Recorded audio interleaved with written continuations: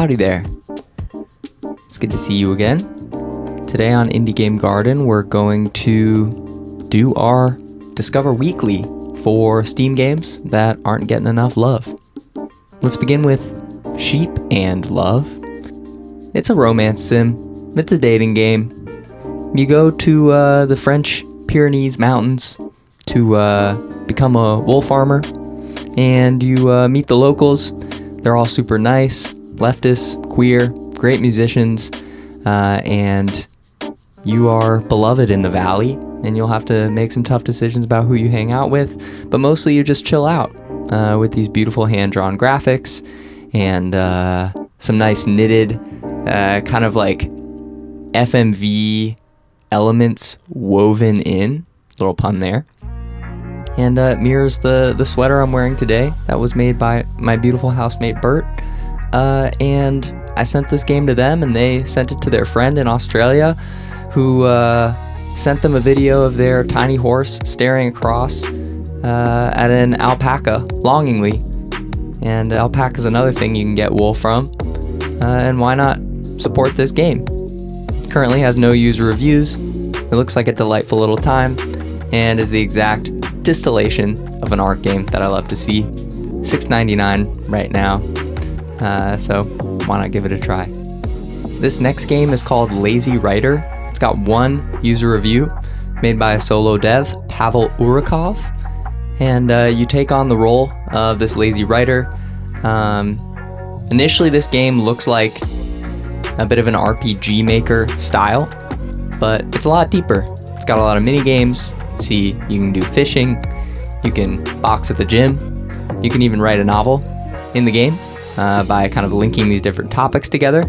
And as you can see here, as the trailer moves on, there's even a dark side to the writer. There's some horror elements that come through, and I think it's a really cool representation of creativity, especially here in the year of our Lord, 2026.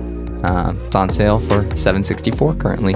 Trapped Forced to Kill is representing a couple of genres that I realize I haven't given enough love to here on the channel, and that's the visual novel and the horror game, and it blends these two aspects within this art style that I find extremely charming in today's day and age of kind of AI generated art and a lot of things where we're not sure that we can see the hand of the creator. You can definitely see that here.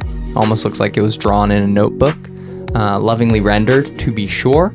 But there's a ton of psychological horror in this game. It gives me Danganronpa vibes. So if you're into a more indie adaptation of kind of a high school killing game style, very much developed by the Battle Royale movie that was made kind of in the early aughts that inspired the Hunger Games. You're going to love this one. It's by TJ's Productions, only has 2 user reviews currently, and is just a demo right now celebrating the most recent Steam Next Fest installation. But I would pick up the demo, see what you think, and wish list it if you like what's going on, because I think we're going to get more from this dev soon, and the visual style alone is enough for me. This next one, in a somewhat similar style, we've got Gray Protocol, made by Control Z Crew, and it's got no user reviews currently. Was released on February 22nd. It's a mystery game with a lot of lore built in. So there's 78 years after the Great Collapse. You're in the city of Belmark, and you are trying to find out a mystery in this city where magic and technology are interacting in all these ways that I think would probably touch on what a lot of we kind of 2026ers experience today. And the courier is uncovering forgotten sins of the past. It gives me mainly visual novel vibes, which again, I'm excited to highlight here since it's one I haven't, a genre I haven't talked about as much. But also there are these mystery elements that come into play. And at $10.99, It's a bit rich to consider a flyer on, but there is a demo luckily as part of the Next Fest. So I would give it a shot, and it's on $8.79 sale currently. If you like what's going on, the visual style looks great, and I am always a sucker for a mystery game. So I'm going to be checking it out. We're getting into a series of games here, well, 2 games if you call it a series, that have level editors, kind of Mario Maker adjacent experiences where you can create your own and share those levels online. And that's something that I really love, especially in a day and age where it seems like games have been more accessible than ever to makers, but it's hard to know where to start. And so that's what really charms me about something like a ROM hack, but even more so, something where a game builds in a level editor. The developer has been generous enough to build in a level editor so that people can explore their desire to make games within the games they love. And Simply Moose is doing just that. So it's a reflex-based puzzle game, pretty simple as far as a premise. You have these different interactable elements, as you can see here, some that you can break through that cause kind of environmental chaos to ensue. And you're testing your reflexes and puzzling skills and understanding of the physics. And the art style, I think you could maybe call it, I mean, you know, if you're not being charitable, you could call it a little juvenile compared to what we're used to today. But I think that's what can define an art game as something that maybe looks less professional than we're used to, but has a lot of depth to it. And I think that's exactly what Simply Moose is. I hope that more of a community pops up around this game because it's something that inspires me personally.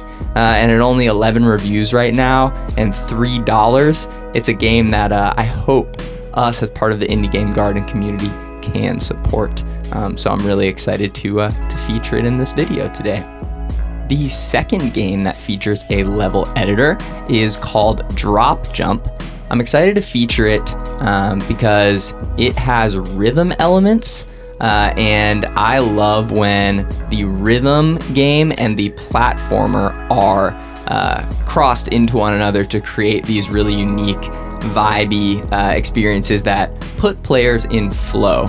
So you're testing your reflexes by kind of guiding this polygonal character. Right here, it looks kind of like a Tetris block through these different levels, but each level is also set to music, and the game includes its own music, and there are a ton of levels featured in the main pack, but just like the game we talked about before, has a level editor, so it has this built-in community aspect where you can get involved, you can make your own games, sync them along to music, and I just think that's a really cool way to combine a lot of creative stuff that I enjoy. And so that's why I'm featuring it today. It again is at the $6.99 price point, so not too rich, and it's in early access. So now's a great time to include feedback for the developer if you do play it so that they can make the game better. And that's another reason I love games, is that you can talk with the creators directly, particularly when they put their game out there for feedback purposes. Wizards and Summons represents a aesthetic that I'm seeing more and more the more I comb through Steam lists, and all the most recent release games are a lot of the games that don't get a lot of hype look less than what we're used to. So this one kind of has a spreadsheet aesthetic. Its sprites are very simplistic, and of course there's a lot of numbers on screen. It's initially pretty hard to parse what's going on. But when you get a little bit deeper, you can really be charmed by these games because they show the amount of mechanical depth going on underneath the surface. And that's what charms me about this one. Wizards and Summons is a game where it's a single player card game with simple controls, but you can merge cards, and there are over 400 types of cards available with this deep gameplay that looks like turn-based RPG style. And I just think that this is the type of maybe Caves of Cud adjacent experience that I think, again, on the surface might look less than what we're used to, but when you dive into it, it'll be something that is more rewarding the more you, the deeper you delve. And so it's $4.99 usually, currently on sale for $3.99, and there's a demo. I just hope games like this continue to get enough attention so that the creators feel inspired to continue making them. And then the last game I wanted to highlight today is probably the blockbuster of the entire video. It is Konfronto, a sci-fi roguelike auto battler, which honestly gives me vibes of Clockwork Cleanup, which was a free game that my partner Jamie and I reviewed on our podcast Bargain Bin a while back. You are creating these grids with different materials and upgrades, and then you're battling your ship, which kind of is the grid conceit in this game, against other players online. So it advances that auto battler formula by introducing this asynchronous multiplayer aspect.